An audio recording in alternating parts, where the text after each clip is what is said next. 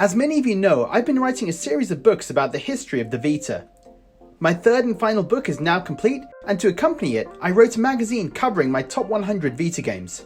It also includes the top 100 games as voted for by Vita fans. Given where we are in the Vita's life, I thought now is a good time for a vote like this, as we aren't getting a huge number of games anymore. So this feels like the definitive top 25 Vita games list. 860 people voted for their favourite games. The full list is in my magazine, but I thought I'd focus this video on the top 25. While there aren't too many surprises, this is a great set of must-play games, and a perfect starting point for people discovering the Vita now. So, let's get to the list. Number 25. Severed. Severed is a first-person action game from Drinkbox Studios. It's got beautiful and striking graphics and fast-paced action based around the touchscreen. It's innovative and fun, and easy to see why so many people enjoyed it.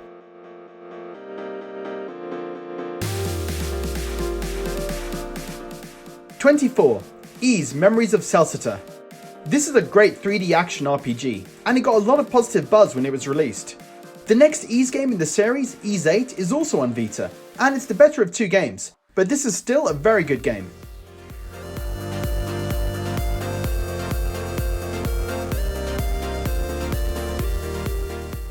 23. Dragon Quest Builders. I loved Dragon Quest Builders when I played it. It's got building mechanics like Minecraft, but it's much easier to figure out and understand. You battle monsters to protect your settlement, and you can explore big open world maps. There's so much to do in this game, and it's really impressive that it runs so well on the Vita.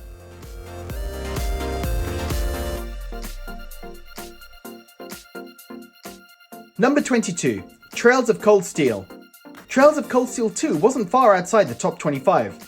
Both it and the first game in the series are RPGs that follow a class of students at a military academy, as they navigate the politics and wars taking place across their nation. It's an intriguing and complex world with interesting characters. It's a shame Trails of Cold Steel 3 and 4 aren't on the Vita, but these two games alone wrap up one arc in the story, and they'll keep you busy for dozens of hours.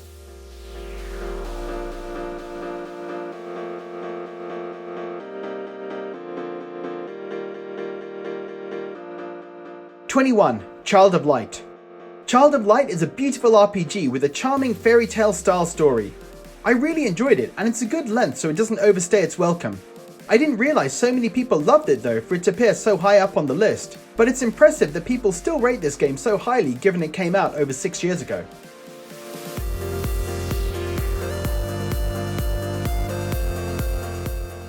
#20. Ys VIII. I put Ys VIII much higher personally, but I'm glad it made the community vote nonetheless. This is a brilliant action RPG with amazing graphics and superb gameplay. It's very long, but I found the story intriguing and the battles were so fast paced and fun that I didn't get bored.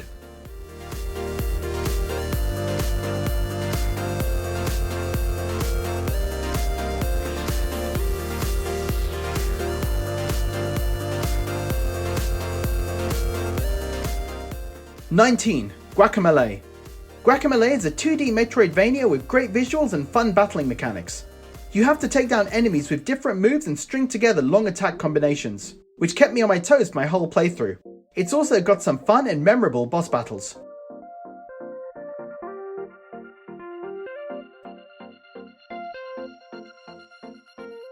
#18. Little Big Planet Vita. Little Big Planet Vita is, in my opinion, the best Little Big Planet game. It's got a good story and the levels are really varied to show off all of the Vita's various functionality. It's one of the few games that uses the touchscreen and gyroscope and makes it fun. There are hundreds of thousands of user-created levels, and you can play co-op with others. It's impressive how much there is to do in this game.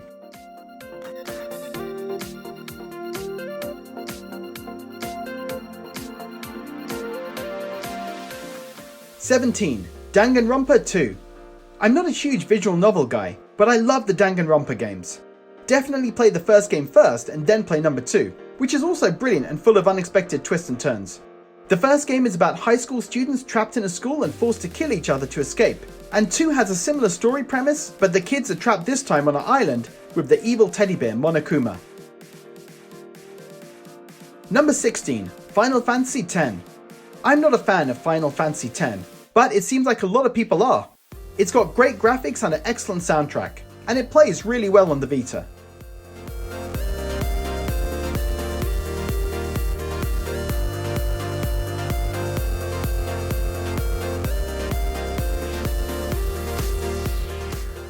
Number 15. Need for Speed Most Wanted.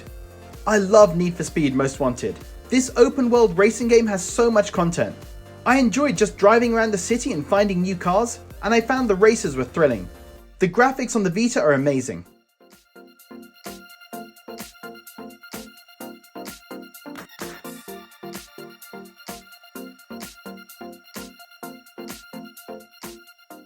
Number 14. Metal Gear Solid HD Collection.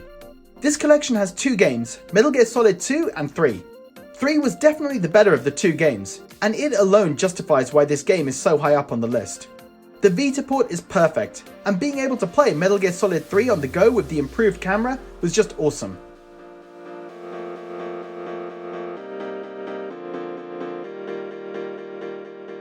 Number 13. Hotline Miami.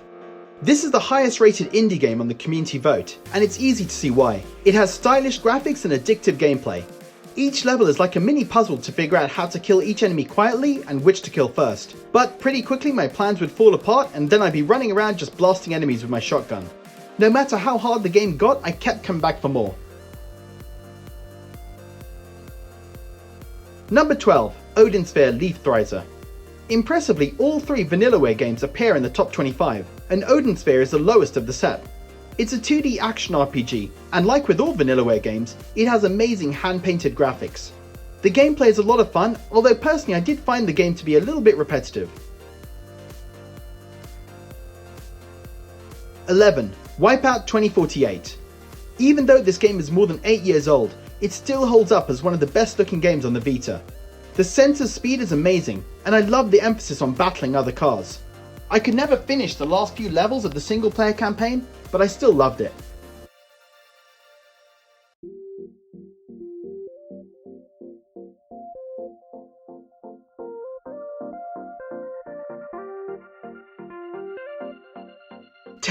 Dragon's Crown. The second Vanillaware game on the list is Dragon's Crown. This is like a modern version of the arcade beat-em-up Golden Axe.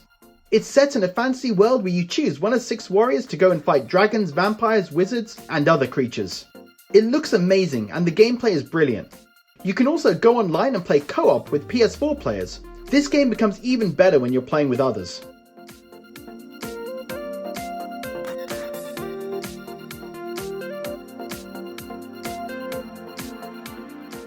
Danganronpa Trigger Happy Havoc. I already mentioned the premise of the game. High school students trapped and forced to kill each other, which already sounds crazy, but nothing prepares you for some of the shocks along the way. It's so memorable, and definitely justified being so high up on the community vote.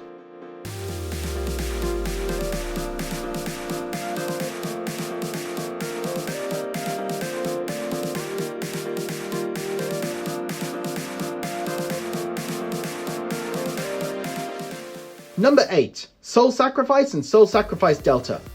I combined these two as I felt like Delta is more of an upgrade than a full-on new game. Soul Sacrifice had more votes though, which is to be expected as Delta didn't have a Western physical release. It was also quite an expensive download. Soul Sacrifice is a co-op action RPG where you take on massive beasts kind of like Monster Hunter. It's got great graphics and the gameplay is excellent. I also really enjoyed going online and playing with others, especially to get through some of the super hard post-game levels.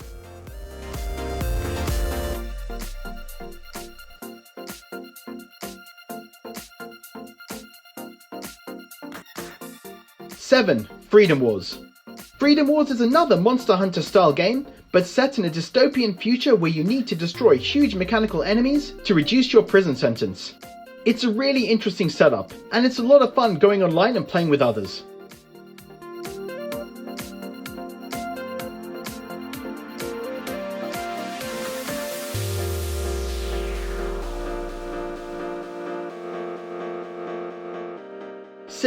Muramasa Rebirth. Muramasa is the third Vanillaware game on the list. It's a 2D action game set in feudal Japan.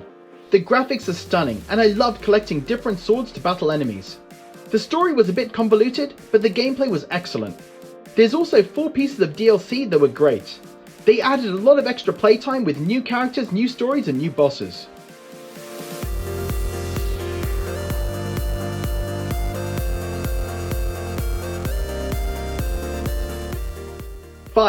Tearaway. I'm not a fan of Tearaway, but I think I'm in the minority with that opinion. It's a charming puzzle platformer where you help a little messenger deliver a letter through a cute papercraft world. The graphics were impressive and the concept is unique.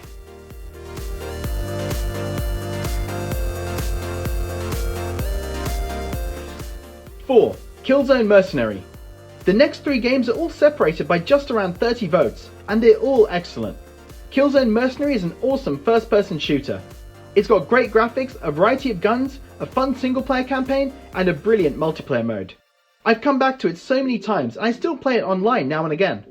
It's a great game, and I totally recommend it.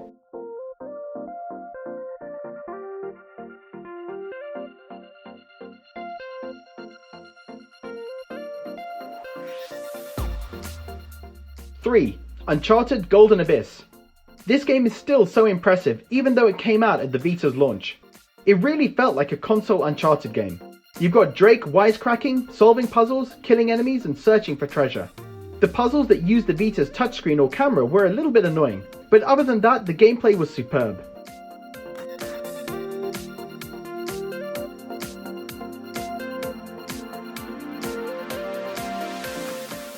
Two, Gravity Rush. I love Gravity Rush. I don't platinum many games, but I made a point to platinum this.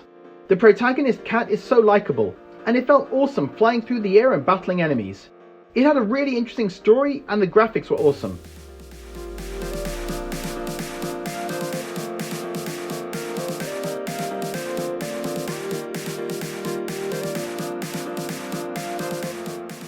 Number 1. So I think many people will already have guessed number 1. Persona 4 Golden. I've seen some people a bit fed up with always seeing this game come out on top on the Vita's best game lists, but it's just brilliant. 447 people out of 860 voted for it. That's more than half of the people on the vote, so it clearly is a game loved by the Vita community. If you don't know what it is, it's an RPG set in a small Japanese town about a group of friends trying to solve some mysterious murders by entering a hidden world full of monsters. The battle system was fine, but it's the character interactions that really made the game special. The story and world were brilliant, and it felt fun just hanging out with these characters. It's a brilliant game, and I can totally understand why so many Vita fans love it. So guys, that's the top 25 as voted for by the Vita community. I already put up a series of videos covering my personal top 100 Vita games, so please check that out too. I think there are some notable omissions from the community vote, but this is a great list of games and a really good place for new Vita owners to start. Thanks to everyone that voted. Let me know in the comments your favourite Vita games. Thanks for watching.